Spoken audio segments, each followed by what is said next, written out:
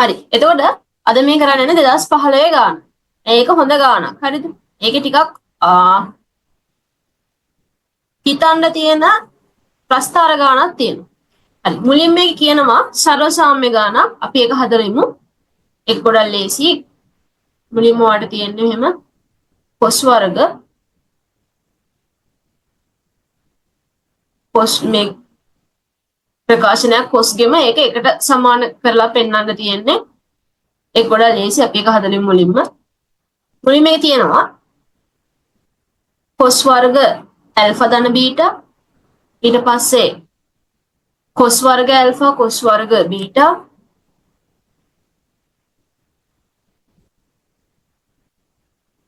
ඊට පස්සේ තියෙනවා ඍණ 2යි cos ඇල්ෆා ධන beta cos alpha cos beta ඍණ 2යි cos ඇල්ෆා ධන beta cos alpha cos beta මේක සමානයි 1යි කියලා තමයි සාධනය කරන්න තියෙන්නේ. එතකොට අපි ලොකුම පැත්තෙන් තමයි ගාන පටන් ගන්න ඕනේ. ඒ නිසා මම LHS වලින් පටන් ගන්නවා. LHS වල වාට තියෙන්නේ cos වර්ග ඇල්ෆා ධන බීටා ධන cos වර්ග ඇල්ෆා cos වර්ග බීටා ඍණ 2යි cos ඇල්ෆා ධන බීටා වරක් cos ඇල්ෆා cos බීටා. දැන් එතකොට ඔයා මෙතන ඉගෙන ගන්න ඕන දේ තමයි ගාන හැදීම ඇතුලේ මේක අපි ලේසියෙන් හදන්නේ කොහොමද කියන හිතන විදිහ. නැතුව ඔකේ තියෙන සුළු කිරීම බලාගෙන මේක මේ විදිහට හැදුවා. එහෙනම් මේක පාඩම් කරගන්නවා කියන එක නෙමෙයි. අපි කොහොමද මේක කෙටියෙන් හිතන්නේ කියන එක තමයි ඔයා දැනගන්න ඕනේ. එතකොට පේනවා ඔක්කොම පද ටික සුළු වෙලා ගිහිල්ලා අපිට දකුණු පැත්තේ හම්බෙලා තියෙන එක කියන ඉලක්කම විතරයි. ඒතර හැම පදේම අපි නැති කරගන්න වෙනවා. ඒ කියන්නේ ගොඩක් වෙලාවට මෙතන පද කීපයක් තියෙද්දි අපිට පුළුවන් එක කියන ඉලක්කම හදාගන්න ධන ඍණ පද හදාගෙන ඒවා කපලා ඉවත් කිරීමෙන් එකතු අඩු කිරීමෙන්. ඒතර සමාන ධන ඍණ පද හදාගන්න ඕනේ. සුළු කිරීම පහසු වෙන්න මම මේ cos වර්ග ඇල්ෆා ධන බීටා සහ මේ අවසාන කියන දිග සාධකයෙන් cos ඇල්ෆා ධන බීටා කෙලියට ගන්නවා. ඒකට හේතුව දැන් cos ඇල්ෆා ධන බීටා කියන්නේ cos ඇල්ෆා cos බීටා ඍණ sin ඇල්ෆා sin බීටා. ටිකක් ලොකු ප්‍රකාශනයක්. මේ මෙතනදී මම ඒක වර්ග කරන්න ගියොත් එහෙම ටිකක් ලොකු ප්‍රකාශනයක් එන්නේ. මොකද cos ඇල්ෆා ධන බීටා කියන්නේ ලොකු ප්‍රකාශනයක්. තවත් ඒක වර්ග කරොත් තවත් ලොකු වෙනවා. හරිද? ඒ නිසා මම සාධකයක් එළියට අරගෙන පස්සේ ආව ප්‍රසාරණය කරගන්නයි හදන්නේ. දැන් එතකොට cos ඇල්ෆා ධන බීටා කිතුරුයි අගපදයෙන් cos ඇල්ෆා ධන බීටා ගත්තාම ඍණ 2යි cos ඇල්ෆා cos බීටා ඉතුරුයි. තව ඉන්නවා cos වර්ග ඇල්ෆා x සහ cos වර්ග බීටා. ඊට පස්සේ මෙතන මම cos ඇල්ෆා ධන බීටා තියාගෙන මේ ඇතුලේ පොඩ්ඩක් සුළු කරගන්න යන්නේ. ඇතුලේ ඉන්නේ cos ඇල්ෆා ධන බීටා. එයා අපි සුළු කරගත්තොත් cos ඇල්ෆා cos බීටා ඍණ sin ඇල්ෆා sin බීටා කියලා හම්බ වෙනවා. තව ඍණ 2යි cos ඇල්ෆා cos බීටා එක ඉන්නවා. ධන cos වර්ග ඇල්ෆා ධන cos වර්ග බීටා. ඊට පස්සේ cos ඇල්ෆා ධන බීටා මේ ඇතුලේ වාට පේනවා cos ඇල්ෆා cos බීටා ඍණ 2යි cos ඇල්ෆා cos බීටා වාට මෙහෙම පේනවා ඇති cos ඇල්ෆා cos බීටා ඊට පස්සේ ඍණ 2යි cos ඇල්ෆා cos බීටා. වාට තේරෙනවා ඒ දෙන්න අපි සුළු කරගත්තොත් එහෙම ඍණ cos ඇල්ෆා cos බීටා. ඒ වගේම ඍණ sin ඇල්ෆා sin බීටා කියලා කෙනෙක් ඉන්නවා. ධන cos වර්ග ඇල්ෆා ධන cos වර්ග බීටා. දැන් ඊට පස්සේ මෙතන cos ඇල්ෆා ධන බීටා මේ ඇතුලේ ඉන්න සාධකයේ ඔයාට පේනවා මෙතනත් ඍණක් ඉන්නවා මෙතනත් ඍණක් ඉන්නවා. ඒ තියෙන තැන් දෙකෙන්ම ඍණ එළියට ගන්නවා. මම එයා මුලටම ගත්තා. එතකොට මට ඇතුලේ ඉන්නේ cos ඇල්ෆා cos බීටා ධන sin ඇල්ෆා sin බීටා. ඒ කියන්නේ cos ඇල්ෆා ඍණ බීටා තමයි ඇතුලේ ඉන්නේ. මේ එළියේ තියෙනවා cos වර්ග ඇල්ෆා ධන cos වර්ග බීටා. දැන් ඔයාලට පේනවා ඍණ cos ඇල්ෆා ධන බීටා cos ඇල්ෆා ඍණ බීටා cos වර්ග ඇල්ෆා ධන cos වර්ග බීටා. මෙන්න මෙතන ඉන්නේ cos cos ගුණිතයක්. cos cos ගුණිතයක් අපිට ලියාගත්ත හැකි cos cos එකතුවක් විදිහට. හැබැයි ඉස්සරහින් දෙකේ ඉලක්කම තියෙන්නත් ඕනේ. හරිද? මම එහෙම ලියාගන්නේ දැන් මෙතන ඔයාලට පේනවා ඍණක් තියෙනවානේ. ඒතර කොස් එකතුවක් ලියාගෙන ඍණක් දාගත්තාම සමහරක් විට මේගොල්ලොත් එක කැපිලා යන මොනවා හරි පද හම්බෙන්න. ඒ නිසා මම එහෙම ලියන්න යන්නේ. එතකොට කොස් ගුණිතය කොස් එකතුවක් විදිහට ලියද්දී දෙකේ ඉලක්කමක් ඕන නිසා මම දෙකේ ඉලක්කමක් දාගෙන දෙකෙන් බෙදා ගන්නවා.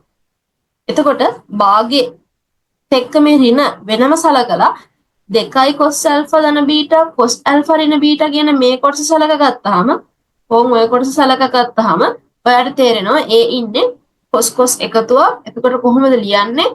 cos කෝණ දෙකේ එකතුව ධන cos කෝණ දෙකේ අඩු කිරීම කියලා. එහෙනම් මට හම් වෙනවා cos කෝණ දෙකේ එකතුව කියන්නේ alpha ධන බීටා ධන alpha ඍණ බීටා ධන cos පළමු කෝණයෙන් දෙවන කෝණය අඩු කරන්න. පළමු කෝණය වෙන්නේ ඇල්ෆා ධන බීටා. ඍණ දෙවන කෝණය වෙන්නේ ඇල්ෆා ඍණ බීටා. ඔන්න ඔය විදිහට හම්බ වෙනවා. ධන cos වර්ග ඇල්ෆා ධන cos වර්ග බීටා. හරි. දැන් තව ටිකයි සුළු කරන්න තියෙන්නේ. සමානයි. දැන් මේ ඍණ භාගෙ මෙහෙම තියෙනවා. දැන් ඔයාලට තේරෙනවා මෙතන මේ බීටා කැපිලා cos 2 ඇල්ෆා ධන මෙතන ඔයාලට පේනවා මේ ඇල්ෆා කැපිලා ඍණයි ධන වෙලා 2 බීටා වෙනවා. එළියේ ඔයාලට තියෙන්නේ cos වර්ග ඇල්ෆා ධන cos වර්ග බීටා. හරි. දැන් ඔයාලට පේනවා දැන් එළියේ ඉන්නේ cos වර්ග පද ඇතුලේ ඉන්නේ cos 2 ඇල්ෆා ජාති. එතකොට දැන් කපා ගන්නනේ හදන්නේ. එතකොට අපිට මතක් වෙනවා cos 2 ඇල්ෆා සූත්‍රයේ cos වර්ග වලින් ලියාගත්ත හැකි කියලා. එතකොට මේ ඍණ ලකුණත් එක්ක ඒගොල්ලෝ ගුණ වෙලා එළියේ ඉන්නත් එක්ක කැපිලා යයි. ඒ නිසා මම cos 2 ඇල්ෆාට cos වර්ග වලින් තියෙන සූත්‍රේ 2 cos වර්ග ඇල්ෆා ඍණ 1 දානවා. cos 2 බීටාටත් දානවා 2 cos වර්ග බීටා ඍණ 1. තව එළියෙන් එකතු වෙනවා cos වර්ග ඇල්ෆා ධන cos වර්ග බීටා. ඊට පස්සේ වඩ පේනවා ඍණ 2 cos වර්ග ඇල්ෆා මේ එළියේ ඉන්න දෙකත් එක්ක සුළු කරගත්තාම දෙකට භාගෙ කැපිලා යනවා.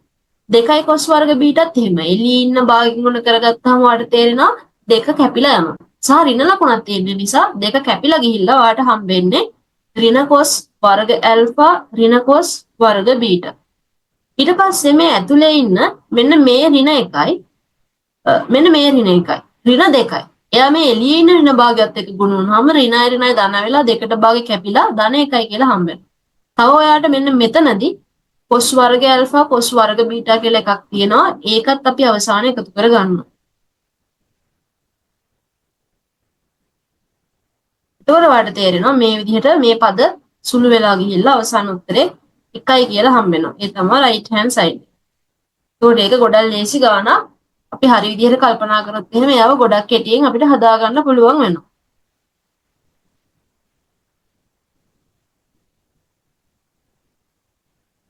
හරි.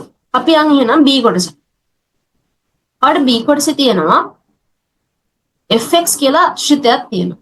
මේ බලන්න. fx කියලා ශ්‍රිතයක් තියෙනවා. ඒ fx කියන කෙනා cos 2x sin 2x 2 cos x sin x ධන 1යි ගනිමු. fx යන්න k 1 ධන cos x මේ cos x පහළට ඇවිල්ලා තියෙන නිසා මම මෙතන හරියට ලියන්නම් k වරක් 1 ධන cos x ඕන් ඔය ආකාරයට තව කැලලක් තියෙනවා මේ ගුණ කිරීම sin x ධන ඇල්ෆා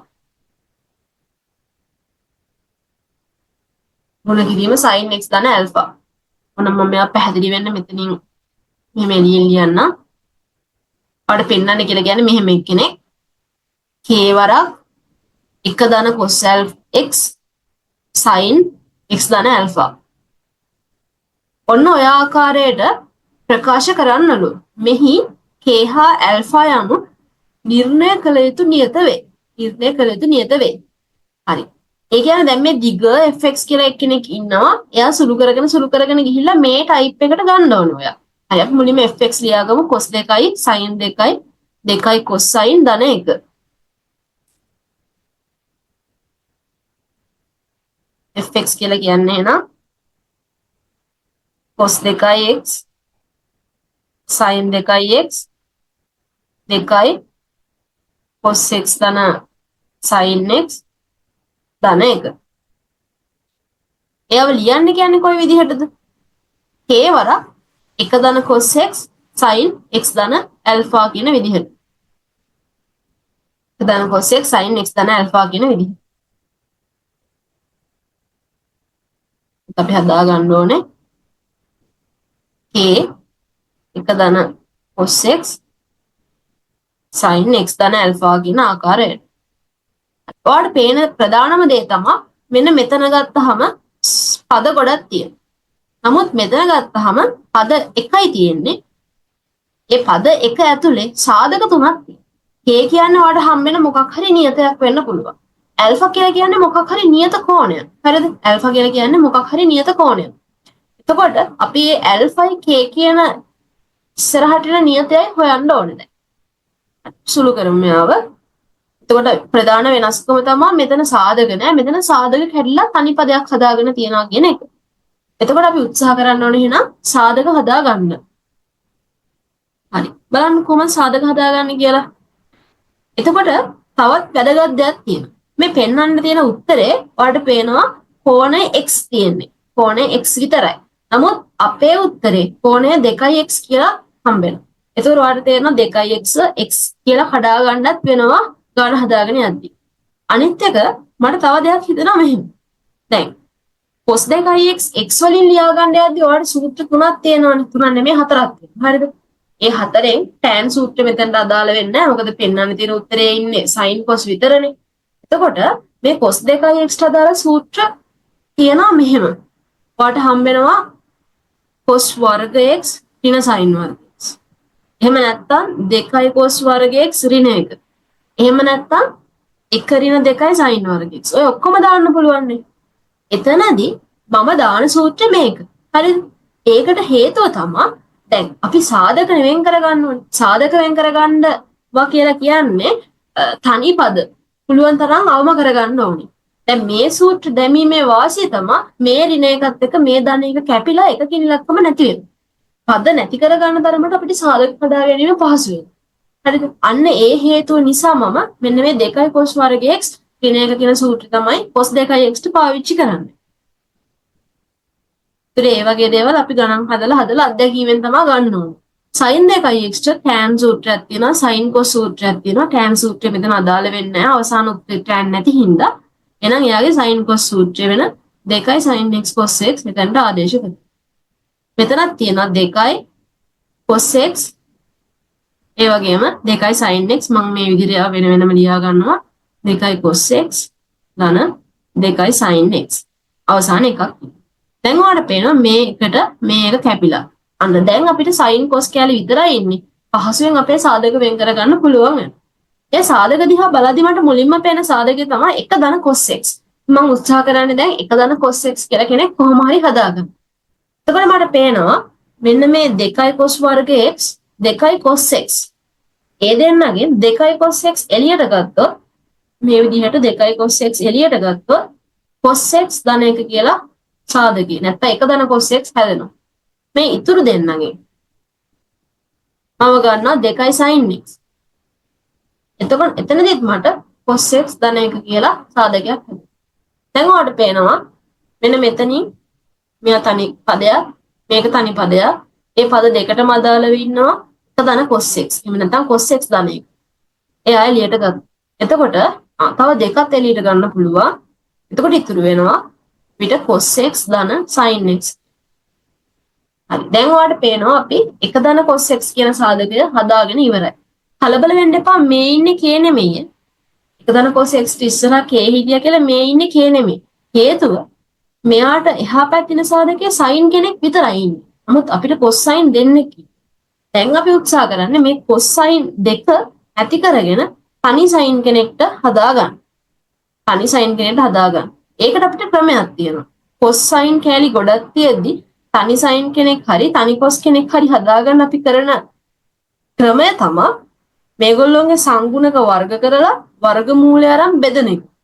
එතකොට සමීකරණයක් නම් අපි දෙපැත්තම බෙදා ගන්නවා. හරිද? නමුත් මෙතන සමීකරණයක් නැහැ නිකම්ම ප්‍රකාශනයක් තියෙනවා. එතකොට අපි කරන්නේ බෙදලා ඒ බෙදීමේ වැරද්ද වහන්න බෙදපු සංඛ්‍යාවෙන් ගුණ කරන එක.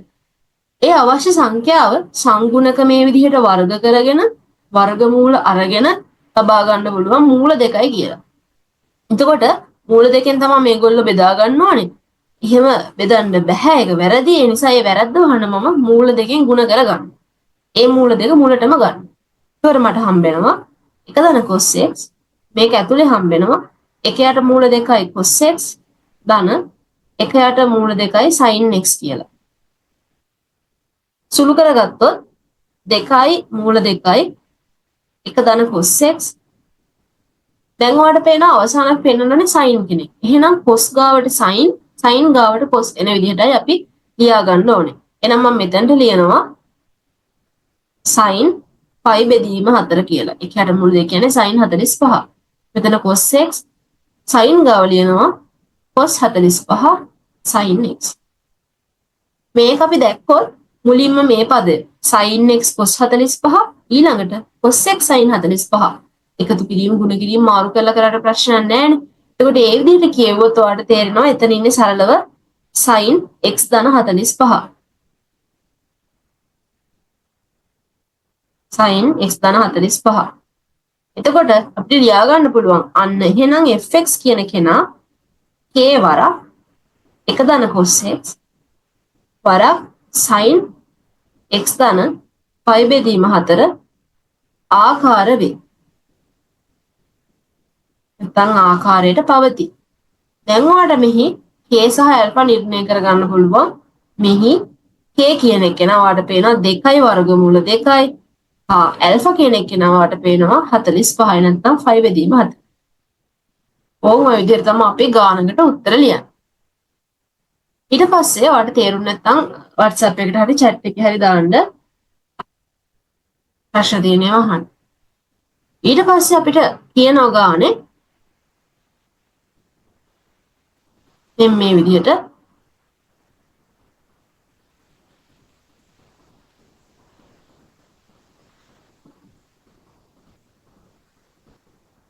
gx යන්න gx කියලා අලුත් කෙනෙක් ඉන්නවා.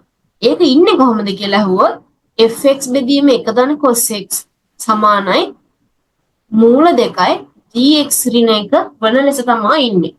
fx බෙදීම 1 ධන cos x මූල දෙකයි gx ඍණ 1. මෙතනදී මම හිතනවා මෙන්න මෙතන වරහණක් එන්න ඕනේ. හරි. ඕම වරහණක් එන්න නැත්තම් වැරදි. gx ඍණ 1 වෙන ලෙස ගනිමුලු. මෙහි x කියලා කියන්නේ ඍණ 90යි ධන 90යි අතර ඉන්න කෙනෙක්ලු. ඊට පස්සේ මොනවද කියන්නේ? ඊට පස්සේ කියනවා අන්න gx ගේ ප්‍රස්ථාරයේ දල සටහනක් අඳින්න. හරි.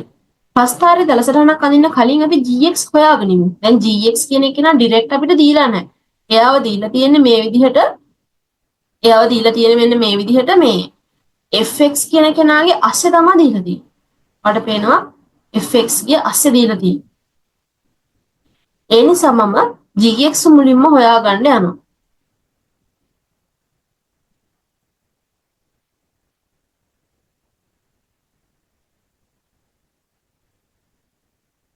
මුලින්ම gx හොයාගන්න යා.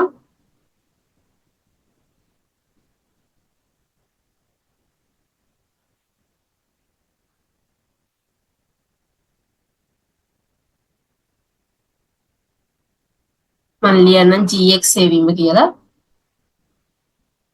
එතකොට gx ඉන්නේ මේ විදිහට fx එක ධන cos x ගෙන් බෙදලා වර්ගමූල 2යි gx ඍණ 1. ඕම් ඔය ආකාරයට තමයි gx හැංගිලා ඉන්නේ. දැන් අපි gx හොයාගන්න යන්නේ. දැන් එතනදී ඔයාලට පේනවා මෙතන එක ධන cos x කියලා යට සාධකයක් තියෙනවා. දැන් fx ට ඔයා ප්‍රකාශන දෙකක් දාන්න. එකක් අපිට ගානේ මුලින්ම දුන්න ලොකු ප්‍රකාශනය. අනිත් එක අපි සාධක කඩලා හොයාගත්ත පොඩි ප්‍රකාශන. පොඩි ප්‍රකාශනේ දාගත්ත නම් වැඩේ ලේසි. මොකද එතකොට මේ හරේ ඉන්න එක ධන cos x කැපෙනවා. ඒ නිසා මම අපි හොයාගත්ත ප්‍රකාශනයේ fx දානවා. අපි හොයාගත්තේ 2යි මූල 2යි එක ධන cos x sin x ධන 45 කියලා. අපි ඔගේ fx ට ආදේශ කරනවා. බෙදීම එක ධන cos x සමානයි මූල 2යි gx ඍණ 1. දැන් ඔයාලට පේනවා එක ධන cos x සාධකයේ කැපෙනවා. ඒත් එක්කම මේ මූල දෙකත් කැපෙනවා. මෙතන මට ඉතුරු වෙනවා 2 sin x ධන 5 බෙදීම 4 සමානයි gx ඍණ 1. එහෙනම් අපිට gx කියන කෙනාගේ ශ්‍රිතය පහසුවෙන් හොයාගන්න පුළුවන් 2 sin x ධන 5 බෙදීම 4 ධන 1 කියලා. අන්න දැන් gx හොයාගෙන ඉන්නේ. දැන් අපිට එහෙනම් gx ගේ ප්‍රස්ථාරය අඳින්න පුළුවන්. හැබැයි ඔයාට සීමාවක් තියෙනවා. මොකද්ද සීමාව? ඍණ 90යි ධන 90යි අතර අඳින්න කියලා එයා ගානේ කියනවා. බලන්න හරිද කියලා. මේ තියෙන්නේ ඍණ 90යි ධන 90යි අතර අඳින්න කියලායි කියන්නේ. ඒ නිසා අපි මේ පරාසය ඇඳගමු. දැන් ප්‍රස්ථාරයක් අඳින්න කලින් බලන්න ඕන දේ තමයි ප්‍රස්ථාරයක් අඳින්න කලින් අපිට තියෙන්න ඕනේ තනි sin කෙනෙක් හරි තනි cos කෙනෙක් හරි. ඇත්තටම දැන් gx ඉන්නේ එක sin කෙනෙක් ඉන්න විදිහට. ඒ නිසා කිසිම බාධාවක් නෑ ප්‍රස්ථාරය අඳගන්න. ප්‍රස්ථාරයක් අඳින්න අපිට දත්ත ටිකක් ඕන වෙනවා. එකක් තමයි ආවර්තය කියලා කියන්නේ. අපි මතක් කරගෙන යන් ආවර්තයක් කියලා කියන්නේ x ගේ සංගුණකය 2.5 කියන ඉලක්කම x ගේ සංගුණකයෙන් බෙදෙනවා.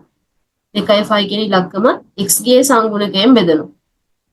එතකොට 2.5 කියන ඉලක්කම x ගේ සංගුණකය වට පේනවා 1යි.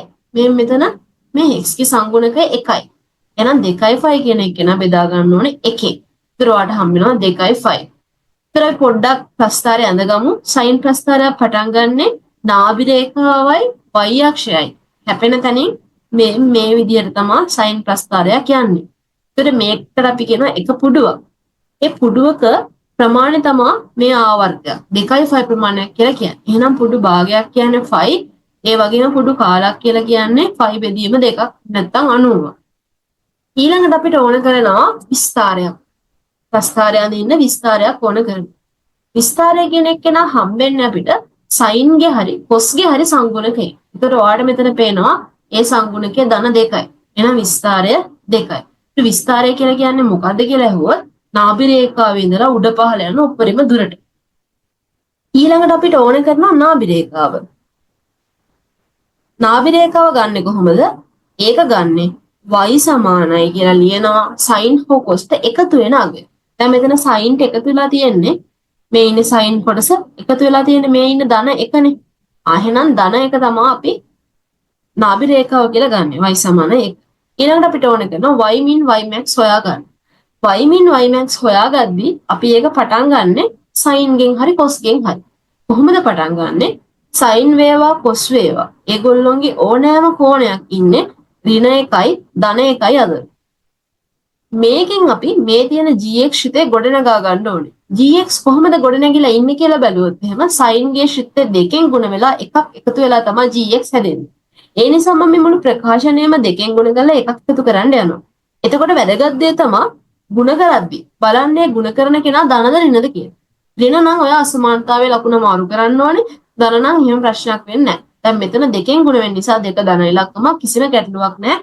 ගුණ කරන්න පුළුවන්. ගුණ කරලා එකක් එකතු කරමු. එහෙනම් දෙකෙන් ගුණ කරනවා ඍණ 1 ඍණ 2යි. එකක් එකතු කරමු. මේ ඇතුළත් දෙකෙන් ගුණ කරනවා 2 sin x ධන 5 බෙදීම 4 ධන 1යි. එළියත් දෙකෙන් ගුණ කරගන්නවා. එක දෙකෙන් ගුණ කරාම 2යි ධන 1යි. සුළු කරගත්තොත් ඍණ 2යි ධන 1යි ඍණ 1යි. මේ ඇතුලේ හැදිලා තියෙන දැන් gx කියන ශ්‍රිතය. එළියේ හැදෙනවා මෙතන 3යි කියලා. එහෙනම් ඔයාලට තේරෙනවා gx කියන කෙනාගේ මිනිමම් අගය ඍණ 1යි. ඒ වගේම gx කියන කෙනාගේ මැක්සිමම් අගය ධන 3යි. ඔන්න මම ඒ දෙකත් හොයාගෙන තියෙනවා. ඊළඟට ප්‍රස්ථාරයක් අඳින්න මට ඕන කරනවා y අන්තක් ඛණ්ඩය. y අන්තක් ඛණ්ඩය. y අන්තක් ඛණ්ඩය ගන්න පුළුවන් සරලව x සමානයි බිඳුව යොදලා. x සමානයි බිඳුව යොදලා. එතකොට මට හම්බ වෙනවා y අන්තක් ඛණ්ඩය කියන්නේ g බිඳුව 2 sin x දාන x කියලා කියන බිඳුව දැම්මා. බිඳුව ධන 5 බෙදීම 4 ධන 1.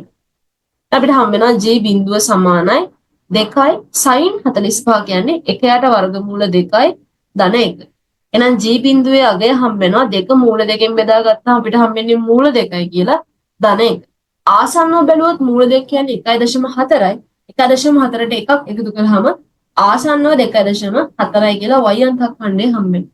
දැන් මෙතනදී x අන්තක් ඛණ්ඩ හොයන්න යන්න එපා දැන්. හරිද? මම ප්‍රස්තාරයක් අනිද්දී එදා කියලා දුන්නා x අන්තක් ඛණ්ඩ දැන් මම හොයන්න යන්න එපා. අපි මුලින්ම හොයන්නේ y අන්තක් ඛණ්ඩ විතර. පස්සේ අපිට පුළුවන් x අන්තක් ඛණ්ඩ රූපෙ දිහා බලලා ගන්න. රූපෙ දිහා බලලා ගන්න බැරිම වුණොත් තමයි අපි මැනුවලි එක හොයන්න යන්නේ සූත්‍රයක් දාගෙන. එතකොට මෙතන අපි මුලින්ම y අන්තක් ඛණ්ඩ අරගෙන ප්‍රස්තාරය අඳින්න යනවා. තව දෙයක් ඔයාලට මෙතන පේනවා මේ x කියන කෙනා තනියෙන් නෙමෙයි ඉන්නේ. මේ බලන්න x තනියෙන් නෙමෙයි ඉන්නේ. එයාට 45ක් එකතු වෙලා තියෙනවා. එතකොට ඔයාලට තේරෙන්න ඕනේ මෙතන ඉන්නේ ධන එකතුවක් නිසා පසුගාමී කෝණයක් ඉන්නේ. ඍණ තිබ්බොත් එහෙම පුරෝගාමී කෝණයක්. ඒ නිසා අපි ඒකත් හොයන්න යනවා. මම ලියන පසුගාමී කෝණය ඒක අපිට හම්බෙන්නේ sin ඇතුලේ ඉන්න කෙනා බිඳුවට සමාන කිරීමෙන්. එහෙනම් x සමානයි ඍණ 45 කියලා හම්බෙන්නේ. ඒකේ අදහස තමයි අපි අඳින්න ඕන ප්‍රස්ථාරය මෙන්න මේ පැත්තට විස්ථාපනය වෙනවා. මේ පැත්තට කොච්චරකින්ද කියලා අහුවොත් එහෙම 5 බෙදීම 4කින් විස්ථාපනය වෙනවා.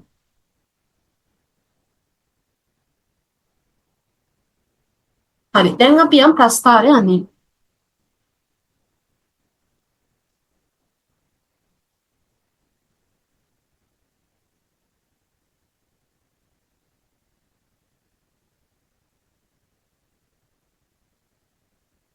හරි. ප්‍රස්ථාරය අඳින්න යන්නේ. ප්‍රස්ථාරයේ තියෙන ඍණ 90යි ධන 90යි අතර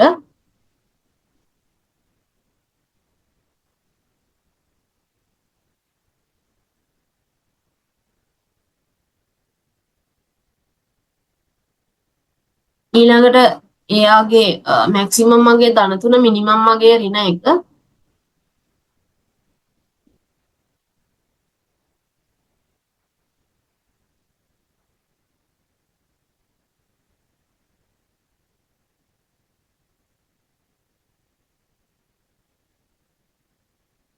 ඒ නිසා මම ධන පැත්ත ටිකක් වැඩි කරලා මෙහෙම අඳ ගන්නවා.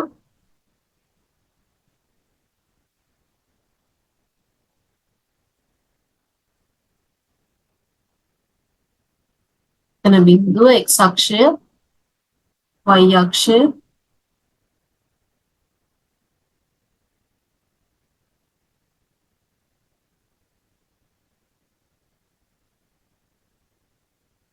හරි. ඊට පස්සේ අපි එයාගේ මිනිමම් මගේ මැක්සිමම් මගේ මාක් කරගමු. මිනිමම් මගේ හම්බෙන්නේ මේ විදිහට ඍණ එකේදී.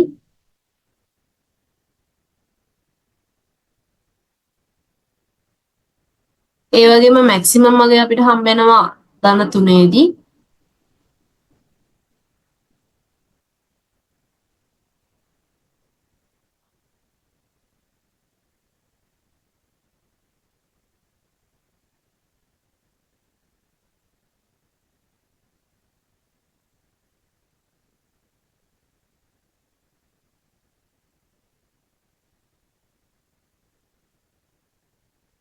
නාභි රේඛාව අපිට හම්බෙන්නේ ධන 1ේදී.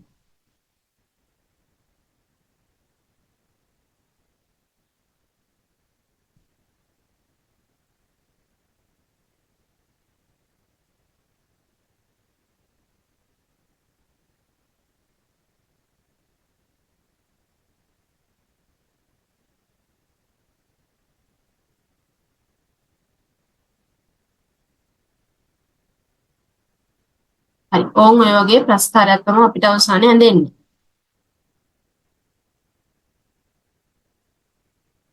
හරි. ඊළඟට අර ප්‍රස්ථාරයක් අඳින කලින් සාමාන්‍යයෙන් මම කියලා තියෙනවා කුඩු කාලයෙන් කාලයට මාක් කරගන්න කියලා. ඔයාලට මතක ඇති කුඩු කාලයක් ආවේ 5 බෙදීම 2ක් කියලා. ඒ නිසා මම මේ විදිහට 5 බෙදීම 2 කියන එක මාක් කරගන්නවා. මේ පැත්තෙන් ඍණ 5 බෙදීම 2 කියන එක මාක් කරගන්නවා. අපිට අඳින්න තියෙන්නේ ඍණ 5 බෙදීම 2යි ධන 5 බෙදීම 2යි අතර. ඒ කියන්නේ එක කුඩු භාගයක් තමයි අඳින්න තියෙන්නේ. කුඩු කාලක් නේ 5 බෙදීම 2ක් කියන්නේ. ඒ ඍණ 90 ධන 90 අතර කියන්නේ ඕම ඔය පරාසය. එතකොට අපිට අඳින්න තියෙන්නේ කුඩු භාගයක් විතරයි. හරි සරල වැඩක්. චූටි ප්‍රස්ථාරයක් අඳ ගන්න තියෙන්නේ.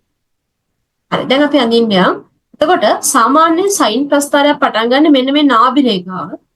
මෙන්න මේ තියෙන නාභි රේඛාව සහ මෙන්න මේ තියෙන y අක්ෂය. ඔය දෙන කැපෙන්නේ මේ පොයින්ට් එකේදීනේ. ඔය පොයින්ට් එකෙන් මේ විදිහට යන්න ඒ පොයින්ට් එකේ මෙන්න මේ විදිහට යන්න තමා සයින් ප්‍රස්ථාරේ පටන් ගන්න. හරිද? මේ පොයින්ට් එකේ ඉඳලා මෙතන පොඩු කාලක් ගියපුවම මැක්සිමම් තැනට යනවා. මේ පොයින්ට් එකේ ඉඳලා පොඩු කාලක් ගියහම මෙහෙම මැක්සිමම් තැනට යනවා. මොකද තමයි සයින් ප්‍රස්ථාරය සාමාන්‍යයෙන් ඇඳෙන්නේ. හැබැයි මෙතනදී එයා 45ක් ආපස්සට ගමන් කරනවනේ. ඒ කියන්නේ මෙතනින් මෙහෙම යන්න ඕනේ කියලා එතනින් නෙමෙයි 45ක් පිටිපස්සට ගිහින් මෙතනින් තමයි මේ විදිහට යන්න පටන් ගන්න. එතනදී 45 කියලා කියන්නේ මේ 90 හරි මැද්ද.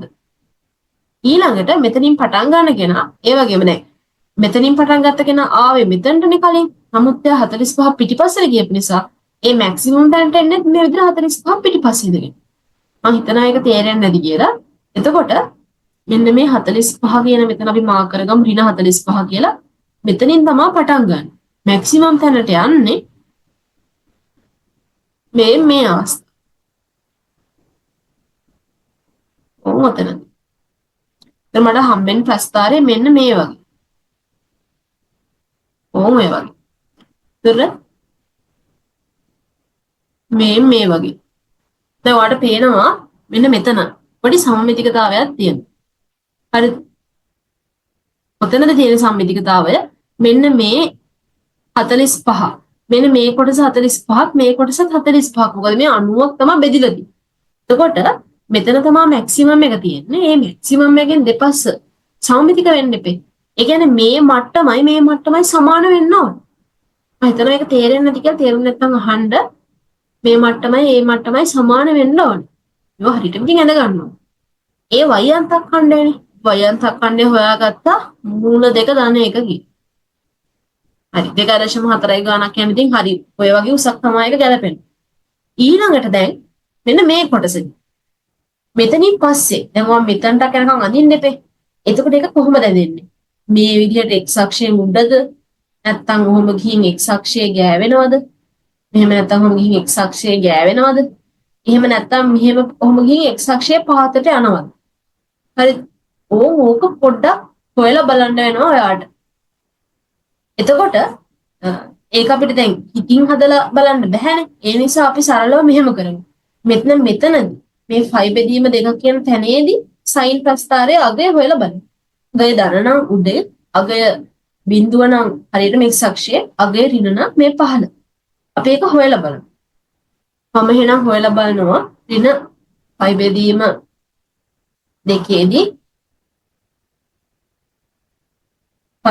දෙකේදී ප්‍රස්ථාරයේ අගය. එතකොට මට හම්බෙන්නේ g ඍණ ෆයි බෙදීම 2 සමානයි 2යි sin පාඩ පේනවා 2යි sin x ධන ෆයි බෙදීම 4නේ. ඒ කියන්නේ ඍණ ෆයි බෙදීම 2යි ධන ෆයි බෙදීම 4යි කියන්නේ ඍණ ෆයි බෙදීම 4යි. ධන 1. දැන් sin ඍණ 45ක් කියලා කියන්නේ ඍණ 1 යට මූල දෙකක්නේ. ඒ නිසා ඍණ 2 යට මූල දෙකක් කියලා හම්බ වෙනවා ධන 1. දැන් මෙතන හම්බෙන්නේ ඍණ මූල 2 ධන 1. මූල 2 කියන්නේ 1.4යි. එහෙනම් ඍණ 1.4 ධන 1. ආසන්න අගය තමයි ඍණ 0.4. එහෙනම් x අක්ෂයේ යටින් කැපෙනවා. y අක්ෂයේ ඍණ පැත්තේ කැපෙනවා. හරි. එතකොට මේ විදිහට මෙයා ගිහිල්ලා ඕන් ඔය වගේ තැනකදී කැපෙනවා. ඕන් දැන් මම ප්‍රස්ථාරය අඳගෙන ඉවරයි. දැන් ඔයාලට x අක්ෂයේ කැපෙන තැන හොයන්න ඕනේ. මේ බලන්න. එක තැනක් හම්බ වෙනවනේ. එක තැනක් හම්බ වෙනවා. ඒක හොයන්න යන්න. දැන් ඔයාලට පේන රූපේ දිහා බලලා ඒක කේස් කරගන්න විදිහක් නැහැ. ඒක 45 ඍණ 90යි අතරනේ ඉන්නේ. ඒ නිසා අපි මේ දෙකට බෙදලා අගයක් දාමු. එහෙම බෑ. එහෙම හදන්න බෑ. එහෙම හිතන අගයක් දාන්න බෑ. සම්මිතිකත්වයක් අපිට පේන්නේ නැති නිසා අපිට සිද්ධ වෙනවා ඒක හොයාගන්න. සමහර ගණන් වල එහෙම හොයන්න ඕනේ නැහැ. අපිට සම්මිතිකත්වයක් වෙනිලා පහසුවෙන් ඒක හොයාගන්න පුළුවන්. දැන් මෙතන එහෙම පේන්නේ නැහැ. ඒ නිසා අපි ඒක හොයන්න මෙයා x අන්තක් ඛණ්ඩ. x අන්තක් ඛණ්ඩ හම්බෙන්නේ y සමානයි බිඳුවේ. එහෙනම් අපිට හම්බෙනවා y බිඳුව කරගත්තාම 2යි sin x ධන ෆයි බෙදීම 4 ධන 1 සමානයි බිඳුවයි කියන. කරන්න අපේ ශිතය ඒකනේ 2යි sin ෆයි බෙදීම 4 x ධන ෆයි බෙදීම 4 ධන 1 සමානයි බිඳුව. දැන් මේක x y බිඳුව කරොත් මේ පැත්ත බිඳුවයි කියලා හම්බ වෙනවා. දැන් sin අගය හොයන්න ගියොත් sin x ධන 5 බෙදීම 4 සමානයි ඍණ භාගය කියලා හම්බෙන්නේ. මේ වගේ තැනක අපි ඍණ පොඩ්ඩක් තියාගෙන භාගයට දාලා sin අගය ලියනවා. sin 5 බෙදීම 6යි කියලා හම්බෙන්නේ. මෙතනට ලියන්න අපි ප්‍රධාන පරාසයේ කෝණය. ප්‍රධාන පරාසයේ කෝණය. ඒක මතක ඇති කියලා හිතනවා. sin ගේ ප්‍රධාන පරාසය ඍණ 90යි ධන 90යි අතර සහ 90ට සමාන වෙන විදිහට cos ගේ ප්‍රධාන පරාසය 0.180යි අතර tan ගේ ප්‍රධාන පරාසය වෙන්නේ ඍණ 90යි ධන 90යි අතර හැබැයි 90ට සමාන වෙන්නේ නැතුව. මම හිතනවා ඒවා මතක ඇති කියලා. එතකොට ඔයාලට ප්‍රශ්න තියෙනවා නම් අහන්න. මම ගණන් යනවා. ඔයාලට ප්‍රශ්න තියෙනවා මගෙන් අහන්න. එතකොට මෙතන මට හම්බ වෙනවා sin x ධන 5 බෙදීම 4 කියන එක නා මේ ඍණක් තියාගෙන වැඩේ කරන්න බෑ. ඍණ ඇතුළට දාගන්න ඕනේ sin ගේ. ප්‍රමුදිතට මතකයි නේද? මේ sin ගේ tan ගේ ඍණ ඇතුළට දාගන්නවා මේ විදිහට. ඍණ 5 බෙදීම 6යි කියලා ලියා ගන්නවා. cos ගේ හැම ඍණ ඇතුළට දාන්න බෑ. cos ගේ කෙලින්ම phi ඍණ යමක් කියලා තමයි ලියවෙන්නේ. හරිද? මම හැම පොයින්ට් එකක්ම මතක් කරනවා ඕලුවට දාගන්න. cos ගේ අපි ඍණ આવොත් phi ඍණ යමක් කියලා තමයි ලියන්නේ. විශේෂව ඍණ යමක්. මෙතන මට හම්බ වෙනවා x ධන 5 බෙදීම 4 කියන එක නා සමානයි n phi ධන ඍණ 1 n වෙනි බලය වරක් ඍණ 5 බෙදීම 6 කියලා. n ට එක එක අගයන් දදා x අගය හොයාගන්න පුළුවන්. n phi ධන ඍණ 1 n වෙනි බලය වරක් ඍණ 5 බෙදීම 6 ඍණ 5 බෙදීම 4. ඔන්න x හොයාගත්තා. මතක ඇතුව ලියන්න n අවයවයක් z කියලා. හරිද? දැන් අපි අර x අගය හොයන්න යමු. දැන් අපි මුලින්ම x ට බිඳුවද දාන්නේ හොයන්නේ. බිඳුව 1 2 එහෙම දාලා බලලා හොයනවා. ඇත්තටම එක අගයයි තියෙන්නේ නේ. x අගයන් ගොඩක් හොයන්න පුළුවන්. නමුත් අපිට අර කැපෙන තැන් එකයිනේ තිබ්බේ අපේ පරාසය. අඳින්න කියපු පරාසය කැපෙන තැන් එකයි තිබ්බේ. අපි දාලා බලමු. n සමානයි බිඳුව දාලා බලනවා මුලින්ම. n සමානයි බිඳුව දාගත්තාම x සමානයි n phi. ඒ කියන්නේ බිඳුව. ඍණ 1 බිඳුව වෙනි බලය. වරක් ඍණ 5 බෙදීම 6 ඍණ 5 බෙදීම 4 කියලා හම්බ වෙනවා. දැන් x සමානයි ඍණ 1 බිඳුව කියන්නේ ධන 1යි ඍණ 5 බෙදීම 6යි ඍණ 5 බෙදීම 4යි කියලා හම්බ වෙනවා. සුළු කරගත්තොත් පොදු හරය 12ක් කියලා ගන්න පුළුවන්. ඍණක් තියෙනවා 6 වරක් 2 12යි. එහෙනම් 2යි 5 උඩ හම්බ වෙනවා. ඒ වගේම 4 වරක් 3 12යි. එහෙනම් 3යි 5 උඩ හම්බ වෙනවා. එහෙනම් මට හම්බ වෙනවා x සමානයි ඍණ 5යි 5 බෙදීම 12. හරි 5යි 5 බෙදීම 12 දැක්කට අදහසක් ඔළුවට ආවේ නැති වුණාට මේ උඩ තියෙන ඍණ 30යි ඍණ 45යි කියන එක දැක්කහම වාට තේරෙනවා ඍණ 30යි ඍණ 45යි කියන ඍණ 75යි. බලන්නකො මේ අගය දෙය කියලා. අපිට පේනවා මෙන්න මේ අගය. එයා ඍණ 45යි ඍණ 90යි අතර ඉන්නේ. ඍණ 75 වගේ නේද? එහෙනම් ඉතින් මෙතනට ගැලපෙන අගයක් හම්බෙලා තියෙන්නේ. තවදුරටත් අපි x අගයන් හොයන්න ඕනේ නැහැ. ඒ නිසා මේ තමයි අපේ අන්තක්ඛණ්ඩය. අන්තක්ඛණ්ඩ එකයි නේ. එහෙනම් මේ ඉන්නේ ඍණ 5යි 5 බෙදීම 12. දැන් මම ඒකත් හොයාගන්න. දැන් මගේ ප්‍රස්ථාරය අඳින වැඩේ නම් ඉවරයි. දැන් බලන්න මොනවද ගානේ අහන්නේ කියලා. ගානේ ඊළඟට අහනවා එනයින් ඉහත දී ඇති පරාසය තුල මේ බලන්න එනයින් ඉහත දී ඇති පරාසය තුල fx සමානයි බිඳුවට එක විසඳුමක් පමණක් ඇති බව පෙනේ. ඉතින් මේක ටිකක් හොඳ පොයින්ට් එකක්. හරිද? හොඳට හිතන්න තියෙන හොඳ පොයින්ට් එකක්. ෆාස්ට් පේපරේ මෑත කාලේ ඉපු ප්‍රස්ථාර ගණන් වලින් හොඳම ගාන කිව්වොත් හරි. හොඳට ඔළුවක් ඇතුව හිතන්න ඕනේ පොයින්ට් එකක් මේක. මොකක්ද ඒකද කියන්නේ? ඔයාලට දැන් fx කියලා ශිතයක් මුලදීම තමයි කිව්වේ. අපි ප්‍රස්ථාරය යන්නේ gx කියලා කියනවා. දැන් ආයෙත් fx ඇවිල්ලා fx ගේ විසඳුමක් ගැන අහනවා. fx සමානයි බිඳුවේ විසඳුම තමයි අහන්නේ. ඒකෙත් හරි වැදගත්. විසඳුම් එකක් පමණක් නේ. එක විසඳුමක් පමණක්. කියන්නේ විසඳුමක් ඉන්නවා කියලා පෙන්වන්නත් ඕනේ. සහ ඒක එක පමණයි කියලා පෙන්වන්නත් ඕනේ. ආයි විසඳුම් දෙකක් තියෙන්නත් බෑ. මේ පරාසය විසඳුම් දෙකක් තුනක් තියෙන්න පුළුවන්. නමුත් මේ පරාසය එකයි.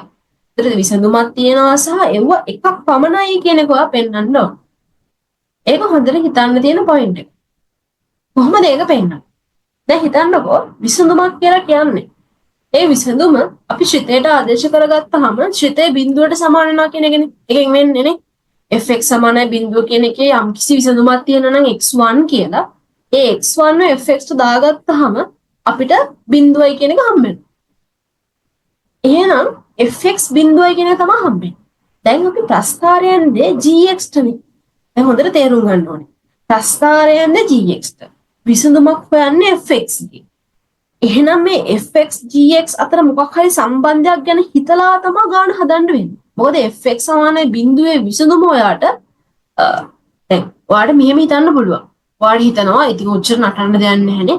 fx ට අපි උඩින් සමීකරණයක් තිබ්බා. ඒ සමීකරණේ සාධාරණ විසඳුම ගමුකෝ. අරගෙන අපි එන්ට අගයන් හදා බලමුකෝ. බලලා මේ ඍණ 90 ධන 90 අතර විසඳුමක් අල්ලගමුකෝ. එහෙම හිතනවා. නමුත් ඔයාලට මෙතන වචනයක් කියනවානේ. ප්‍රස්ථාරය ඇඳ එනයි. මේ මෙතන වචනයක් කියනවා. ප්‍රස්ථාරය ඇඳ එනයි. ඒකේ මොකද්ද කියන්නේ? ප්‍රස්ථාරය මගින් හොයන්න ඕනේ. ඒ වෙනව මගින් හොයලා හරියන්නේ නැහැ. එහෙනම් ඔයා දැන් ඔළුවට ගන්න ඕන දත්ත තමයි විසඳුම හොයන්නේ fx කි. ප්‍රස්ථාරය ඇඳ gx ට. fx සමානයි බිඳුව කියන එකයි ප්‍රස්ථාරයේ ඉන්න gx අතරයි එහෙනම් සම්බන්ධයක් තියෙනවා. ඒ සම්බන්ධය පාවිච්චි කරන්න වෙනවා කියන එක. සම්බන්ධය තමයි මේක. ඒක උඩම දීලා තියෙනවා. එහෙනම් ඕම් ඔය සම්බන්ධය පාවිච්චි කරගෙන එන්න මේ සම්බන්ධය පාවිච්චි කරගෙන අපි යන් ගාන හදන්න. මම දැන් හිතනවා විසඳුමක් තියනවා කියලා. හරිද? විසඳුමක් තියනවා කියලා මම හිතනවා. මම කරන්න යන දේ විසඳුමක් තියනවා කියලා හිතාගෙන ඒක ඔප්පු කරනවා සහ තියෙන්නේ විසඳුම් එකක් පමණයි කියලා පෙන්වනවා. අපිට පෙන්වන්න ඕන දේ තමයි විසඳුමක් තියනවා සහ ඒව එකක් පමණයි කියන එක. දැන් මම මොකද කරන්න යන්නේ? විසඳුමක් තියනවා. ඔව් කියලා උපකල්පනයක් කරගෙන එයා ඇත්තටම තියනවා සහ තියෙන්නේ එකක් විතරයි කියලා පෙන්වන්න යනවා. එහෙනම් මම ලියනවා මෙහෙම ඉහත පරාසයේ fx සමානයි බිඳුවට.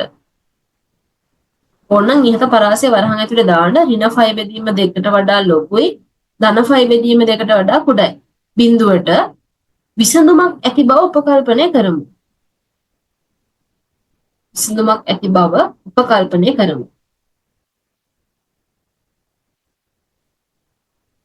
හරි ඒක මම හිතන්නම්කෝ x සමානයි x1 කියලා. එහෙනම් මට කියන්න පුළුවන් f x1 කියන එක න සමානයි බිඳුවයි කියලා. දැන් අපි gx මේ වැඩේට සම්බන්ධ කරගන්න ඕනේ. අපිට ගානේ කලින් දත්තයක් කිව්වා මෙහෙම. fx කියන කෙනා එක ධන cos x කින් බෙදාගෙන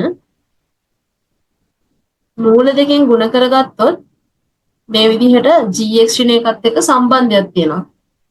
දැන් මේකට මම x1 ආදේශ කරගත්තොත් fx1 බෙදීම එක ධන cos x1 සමානයි මූල දෙකයි gx1 ඍණ 1 කියලා හම්බ වෙනවා. දැන් මේ fx කියන එක නානේ බිඳුවට සමාන වෙන්නේ. එහෙනම් වට තියෙන මේ සම්පූර්ණ වම් පැත්තම බිඳුවයි. වම් පැත්තම බිඳුවයි නම් දකුණු පැත්තත් බිඳුවයි. gx1 ඍණ 1ත් බිඳුවයි. ඒකෙන් මොකද්ද කියවෙන්නේ? මූල දෙක අදාළ නැහැ. යා කැපෙනවා. මට එනවා gx1 කියන එක න සමානයි 1යි කියලා. මේ මොකද්ද? තවත් සමීකරණයක්නේ. මේක තවත් සමීකරණ.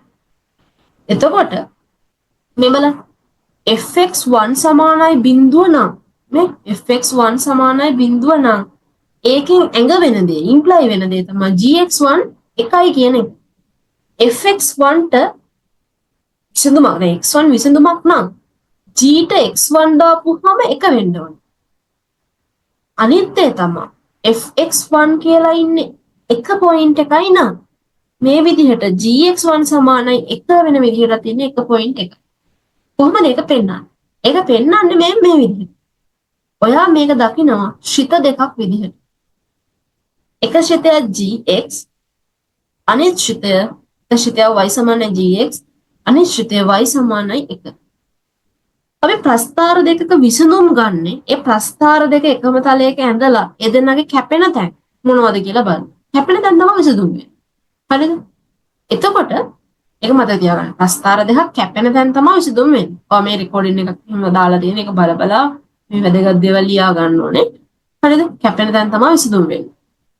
දැන් ඔයා බලනවා අපි විසඳුමක් තියෙනවා කියලා උපකල්පනය කරන්නේ. දැන් ඔප්පු කරන්න එපේ. ඔප්පු කරන්නේ මෙන්න මේ අවසාන ලබාගත් gx1 එකයි කියන ප්‍රකාශනය. මොකද fx ඇඳලා නැහැ අපි. gx තමයි ඇඳලා ඉන්නේ. එතකොට මම දැන් බලනවා y සමාන gx y සමාන 1 කියන ප්‍රස්ථාර දෙකට අර කියන කලාපේ කැපුම් ලක්ෂයක් ඡේදන ලක්ෂයක් තියනවාද කියලා. සහ මම පෙන්වන්න ඕන දේ තමයි ඡේදන ලක්ෂ තියනවා නම් විසඳුම් තියෙනවා. සහ ඡේදන ලක්ෂ එකක් පමණක් තියෙනවා කියලා පෙන්නනවා. එතකොට අපිට කියන්න පුළුවන් විසඳුම් එකක් පමණයි කියලා. ඒ නිසා මම ඉහත ප්‍රස්ථාරයේ උඩ y සමානයි 1 කියන ප්‍රස්ථාරයත් සලකනවා. දැන් මේ ඇඳලා තියෙන්නේ y සමානයි gx. මේ තියෙන්නේ y සමානයි gx. මම මේක උඩම y සමානයි 1 කියන එකත් සලකනවා. y සමානයි 1 කියන එක මට මේ විදිහට ඇඳගත්ත හැකියි. ඔය විදිහට ඇඳගත්ත හැකි y සමානයි 1. හරිද? y සමානයි. මට හොඳටම පේනවා අපේ අවශ්‍ය කලාපේ. මොකද්ද අවශ්‍ය කලාපේ? මෙන්න මේ කලාපේනේ. ඔය කලාපේ gx ප්‍රස්ථාරය y සමානයි 1 කියලා අර ඇඳගත්තු කොළ පාට ප්‍රස්ථාරයයි කැපෙන්නේ හරියටම එකම එක තැනකදී විතරයි නේද? ඒ තැන මේක ඒ තැන මේක නේද? ඕක නේද ඒ තැන? තැනකදී විතරයි කියන්නේ. එහෙනම් මට කියන්න පුළුවන් දේ තමයි මේ දෙන්න කැපෙන්නේ gx හා y සමානයි 1 ඉහත කලාපය තුල නැත්නම් ඉහත පරාසය තුල ඡේදනය වන්නේ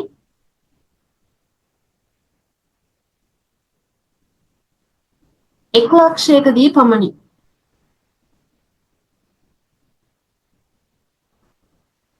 එක් ලක්ෂයකදී පමණි.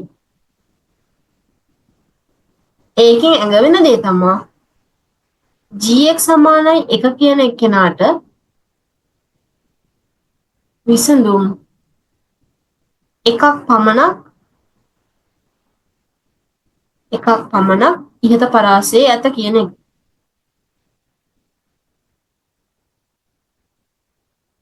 හරි gx 1 කියන එක ආවේ කොහින්ද? fx බිඳුවේ. එහෙනම් කියන්න පුළුවන් fx සමානයි බිඳුවටත් ඉහත පරාසයේ විසඳුම් එකක් පමණක් ඇත කියලා. එක් විසඳුමක් පමණක් ඇත නැත්නම් විසඳුම් එකක් පමණක් ඇත. ඉහත පරාසයේ විසඳුම් එකක් පමණක් ඇත. කොහොමද කියන්නේ?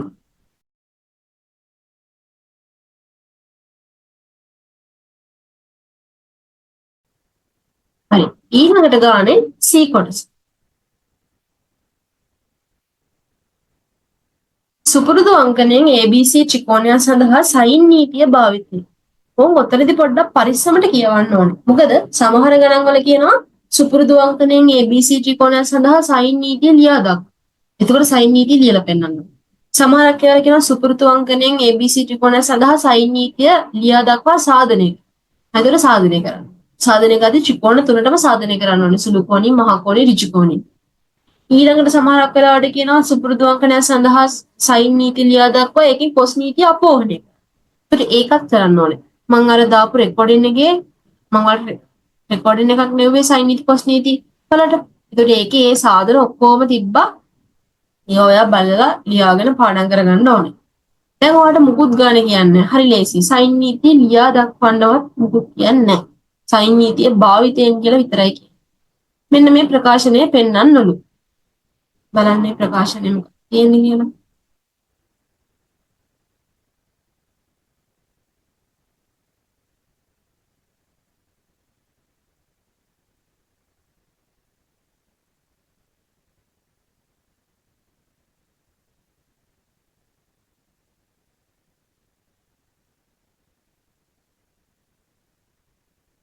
ඊළඟට සමහරක් අය මෙන්න මේ සයින් නීති ගණන් හදද්දි කරන දෙයක් තමයි සාමාන්‍යයෙන් සයින් නීතිය ඇප්ලයි කරද්දි සිම්පල් ABC තියෙන පැත්තෙන් පටන් ගන්න හදාගෙන යන එක ලේසි. හරිද? cos නීති තියෙද්දි cos A cos B cos C තියෙන පැත්තෙන් හදාගෙන යන එක ලේසි. සයින් නීතියදී ලේසි වෙන්නේ සිම්පල් ABC තියෙන. චමරක කරන දෙයක් තමයි ඒ නිසා සිම්පල් ABC එක පැත්තකට අරගන්න. එක පැත්තකට අරගෙන ගාන හදාගෙන යනවා. ඒ කියන්නේ මේ දීලා තියෙන ගාන මෙහෙමම හදන්නේ සිම්පල් ABC හරස් ගුණ කරගෙන තනි පැත්තකට අරගෙන සුළු කරගෙන යනවා. එතකොට එහෙම හදන්න එපා. මොකද අපි සර්ව සාමාන්‍ය සාධනය කරද්දී වම් පැත්තෙන් පටන් අරන් දකුණු පැත්ත නැත්නම් දකුණෙන් පටන් අරන් වම් පැත්ත. ඒ විදිහටනේ පෙන්වන්නේ. ඒ නිසා අපි ඒ වගේ පිළිවෙලට කරගෙන යමු. මම හිතන්නම් මෙතන පටන් ගමු. කොයි පැත්ත පටන් ගත්තත් එකයි ඇත්තටම. මම පටන් ගන්නම්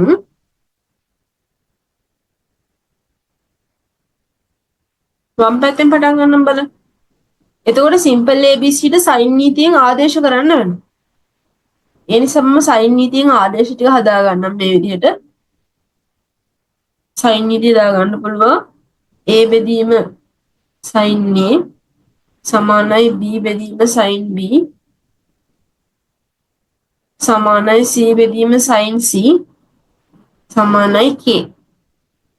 ඒකෙන් අපිට හම්බෙනවා සිම්පල් A කියලා කියන්නේ K sin A, simple B කියලා කියන්නේ K sin B, C කියලා කියන්නේ K sin C කියලා.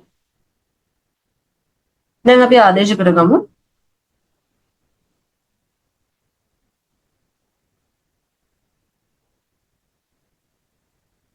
LHS වල තියෙන එතකොට A වරක් B ඍණ C cosec A බෙදීම 2යි cot A බෙදීම 2යි. A කියන්නේ K sin A, B කියන්නේ K sin B, C කියලා කියන්නේ K sin C.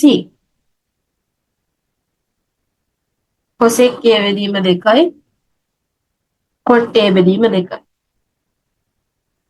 ඊට පස්සේ ඔයාලට මෙතනින් K එළියට ගන්න පුළුවන්. ඒ මුල් Kත් එක්ක K වර්ග වෙනවා.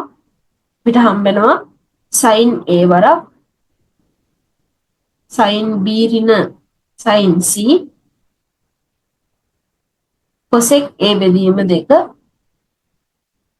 cot A බෙදීම 2යි. හරි. දැන් බලන්න මේක කොහොම හරි ඔයා දකුණු පැත්තේ තියෙන උත්තරයට අරගෙන යන්න ඕන. මොකද කරන්න පුළුවන් කියලා බලන්න. ඉස්සෙල්ලාම බලන්න වෙනස්කම් මොනවද? දැන් ඔයාලට පේනවා දකුණු පැත්තේ තියෙන උත්තරේ B ඍණ C බෙදීම 2. ඒ කියන්නේ B සහ C එකට කම්බයින් වෙච්ච කෝණයක් තමයි තියෙන්නේ. දැන් අපිට A කියලා කෝණෙකුත් ඉන්නවා. B සහ C වෙන් වෙන් වශයෙන් උත් තියෙනවා. ඒකට එහෙම තියාගෙන බෑ. අංක එකට ඔයා කැපිටල් A කියන කෝණය නැති කරගන්න ඕන. හරි A තියාගෙන බැයි නැති කරගන්න ඕන. ඊළඟ කාරණය තමයි B ඍණ C වෙන් වෙන්ව තියාගෙන බෑ. මෙම sin B sin C කියලා වෙන වෙනම තියාගෙන බෑ. එයාලා එක තැනකට ගන්නත් ඕනේ. හරි. ඕම් ඔය දෙක කොහොමද කරන්නේ කියලා කල්පනා කරන්න. එහෙම කල්පනා කරද්දී මට මතක් වෙනවා මේ විදිහට මේ cosec එහෙම කපා ගන්න පුළුවන් විදිහක් තියෙනවා. මේ sin A ව 2යි sin A බෙදීම 2 cos A බෙදීම 2 කියලා ලියාගෙන. එතකොට පොඩ්ඩක් අර තියෙන අනවශ්‍ය පද කැපෙනවා. අනවශ්‍ය පද කියලා අදහස් කරේ කෝණය A තියෙන පද අපිට ඕනේ නැහැනේ. මොකද පෙන්වන්න තියෙන උත්තරේ කෝණ BC විතරයි තියෙන්නේ. ඒ නිසා මම sin A ට ද්විත්ව කෝණ සරසාමු පාවිච්චි කරනවා 2යි sin A බෙදීම 2 cos A බෙදීම 2 කියලා. ඊට පස්සේ මෙන්න මෙතනට sin B ඍණ sin C. දැන් මට ඕනේ B ඍණ C බෙදීම 2 හදා ගන්නනේ. මට මතක් වෙනවා වෙන් වෙන්ව ඉන්න කෝණ එකට කම්බයින් කරන්න පුළුවන් CD සූත්‍ර දාගෙන. ඒ නිසා මෙතන CD සූත්‍රය ඇප්ලයි කරනවා. sin B ඍණ sin C කියන්නේ 2යි cos එකතු කරා දෙකට බෙදුවා sin අඩු කිරීමකදීමනේ cos ඇතුලේ එකතු වෙනවා sin ඇතුලේ අඩු වෙනවා.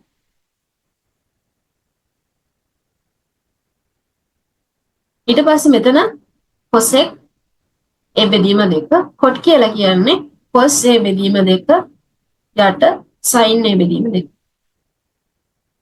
දැන් ඔයාලට පේනවා මෙතනදී මේ sin A බෙදීම 2 කියන කෙනාට cosec A බෙදීම 2 කැපිලා යනවා. sin A බෙදීම 2ට cosec A බෙදීම 2 කැපිලා යනවා.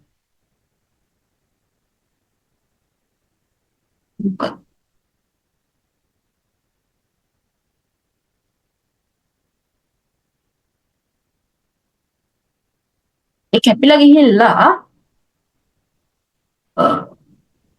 බලන්න දැන් උත්තරේ මොනවද තියෙන්නේ කියලා. උත්තරේ තියෙන්නේ sin b ඍණ c බෙදීම දෙකක් ඉන්නවනේ. tan b ඍණ c බෙදීම දෙකක් ඉන්නවා. අපිට sin b ඍණ c බෙදීම දෙකක් ඇවිල්ලා තියෙනවා.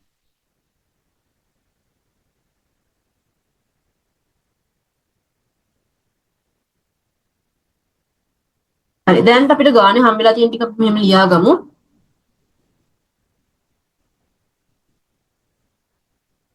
මුලින්ම 2 කේවල වර්ග cos වල වර්ග a බෙදීම 2 sin a බෙදීම 2 ඊළඟට මේ ඇතුලේ ඉන්න දෙකත් එළියට ගත්තාම ඉස්සරහා දෙකත් එක්ක 4 වෙනවා.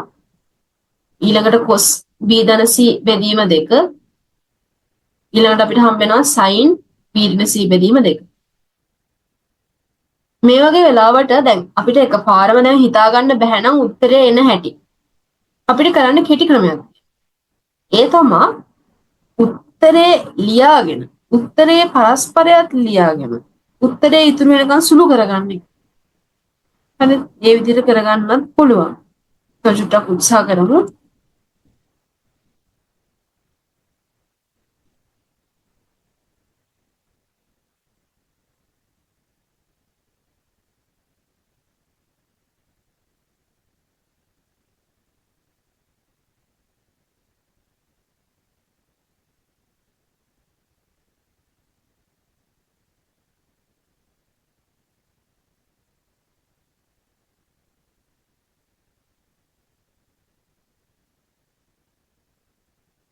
ඊළඟට ඔයාලට මෙන්න මෙතන පේනවා ඇති b ධන c වල වර්ගයක් ඉන්නවා.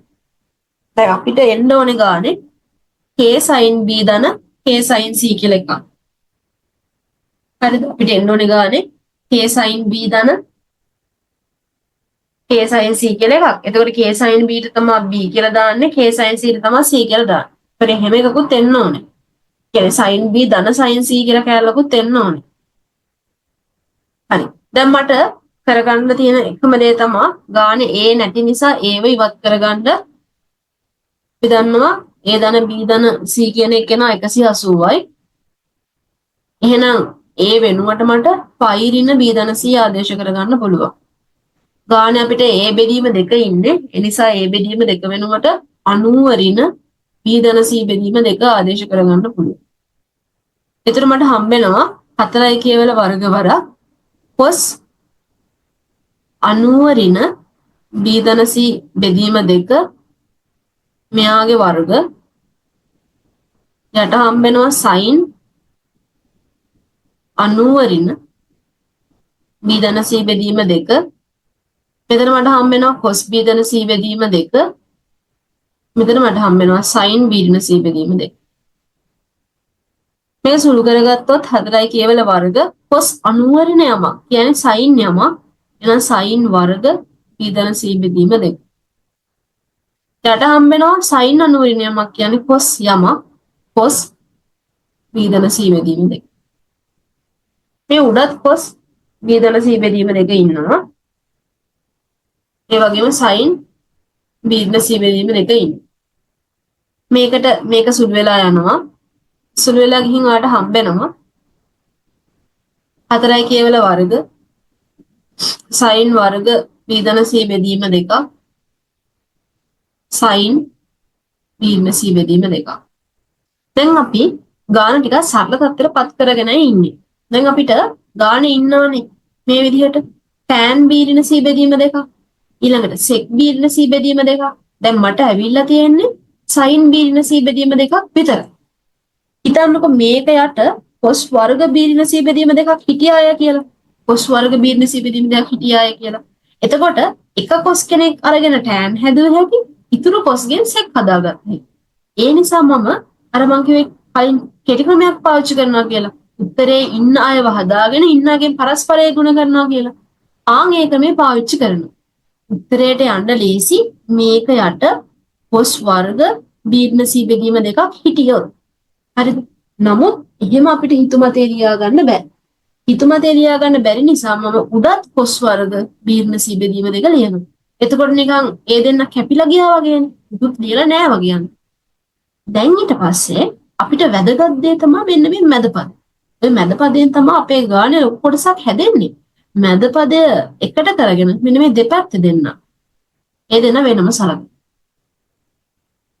සලකලා සුළු කරගෙන යන්න එක තමයි දැන් තියෙන්නේ. ඉතින් මට හම්බ වෙනවා මේ විදිහට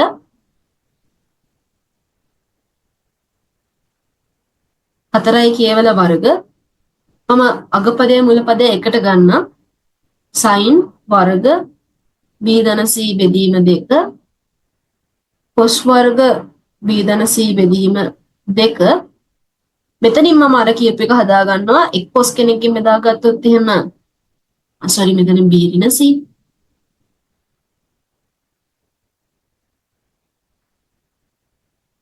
එක cos කෙනෙක්ගෙන් බෙදාගත්තොත් එහෙම tan b ඍණ c බෙදීම 2 ඉතුරු cos කියන එක්කෙනා අපිට sec b ඍණ c බෙදීම 2 කියලා ලියන්න පුළුවන්. මොකද ඉතුරු cos කෙනා ඉන්නේ යටනේ. එතකොට එයා උඩට ගත්තාම sec. දැන් මේගොල්ලෝගෙන් හදා ගන්න ඕනේ මොකද්ද? මේගොල්ලෝගෙන් හදා ගන්න ඕනේ b ධන c වල වර්ගනේ. මේ දෙනකින් හදා ගන්න ඕනේ b ධන c වල වර්ග හදන්න ඕනේ. හරි මොකද්ද කරන්න පුළුවන්? දැන් b ධන c කියලා කියන්නේ k sin b ධන k sin c ගේ වර්ග. එහෙනම් ඔයා උත්සාහ කරන්න ඕනේ k sin b ධන k sin c හදාගන්න. ඔයාලට මොකද්ද මතක් වෙන්නේ? k sin b k sin c. k පැත්තකින් තියන්නකො sin b sin c නේ. ඒ කියන්නේ මෙතන ඉන්නේ ගුණිතයක්. දැන් ඕනේ එකතුවක්. අන්න ගුණිතයක් ආකලනය කිරීමේ සූත්‍රය. k පොඩ්ඩක් පැත්තකින් තියාගෙන මේ 4 කියන්නේ දෙකේ වර්ගනේ. මම 2යි sin b ධන c යට 2 cos b ඍණ c යට 2 එකට අරගෙන එයාලා වර්ග කරනවා. ප්‍රශ්නයක් නැහැ. පොදුවේ වර්ගයක් දැන්. එළියේ ඉන්නවා tan b ඍණ c යට 2 sin b ඍණ c යට 2. එයාලට තවත් තියන්නේ නැහැ දැන්. එයි එයාලා ඕන උත්තර. කොහොම අමාරුවෙන් එයාලා හදාගන්න. එයාලා දැන් ආසුරු කරන්න යන්නේ නැහැ. එහෙනම් k වර්ග මේ මොකක්ද? 2යි sin cos ගුණිතයක් කියන්නේ sin කෝණ දෙකේ එකතුව. ඒ කියන්නේ b ධන c යට 2 b ඍණ c යට 2. ඊළඟට ධන sin කෝණ දෙකේ අන්තරය b ධන c යට 2 ඍණ b ඍණ c යට 2. එළියේ ඉන්නේ මෙයාලගේ වර්ග එළියේ ඉන්නේ tan b ඍණ c යට 2 sec b ඍණ c යට 2. ඊට පස්සේ කේවල වර්ග වරක් වඩ පෙළ මෙතන cc කැපිලා bb 2යි b දෙකට බෙදුනහම b sin b ධන මෙතන වාට පේනවා bb කැපිලා c ඍණ c කියන්නේ c ධන c 2යි c දෙකට බෙදුනහම 1යි c sin c වල වර්ග. මෙතන මට හම්බ වෙනවා tan b ඍණ c බෙදීම 2 සහ sec b ඍණ c බෙදීම 2. දැන් උත්තරයට බොහොම ළඟයි. ඔයාලට පුළුවන් k ඇතුළට දාගන්න k sin b k sin c. kth වර්ග නිසා මෙහෙම පොදුවේ වර්ග කරගන්න පුළුවන්. tan b ඍණ c යට 2 sec b ඍණ c යට 2. අපි ගානේ k sin b කියලා දැම්මේ simple b ට k sin c කියලා දැම්මේ simple c ට. එහෙනම් ඒගොල්ලෝගේ වර්ග tan b ඍණ c යට 2 sec b ඍණ c යට 2. ඒතර මේ ගානවට ගන්න තිබ්බ දේ තමයි අර අපි උත්තරේ ඉන්න අයව දාගෙන යාගේ පරස්පරයෙන් ಗುಣ කරගෙන දාගත්තු උත්තරේ වෙනම සුළු කරගෙන අර පරස්පරයයි අදාළ නැති කොටසුයි එකට සුළු කරගෙන හදාගත්තාම ගාන පහසු වෙනවා කියන දේ. ඒතර ගාන ඔය විදිහට අර හදන ක්‍රම අල්ලගන්න. ඒතර මේ ගානේ සුළු කිරීම පාඩම් කරනවා නෙමෙයි ක්‍රම ටික අල්ලගන්න. ඒකට හැම තමා 2015 ගාන හැදෙන්න එතන එක හොඳ ගානක්. මම දැන් ඔයාලට උත්සාහ කරන්න දෙනවා එක ගාන.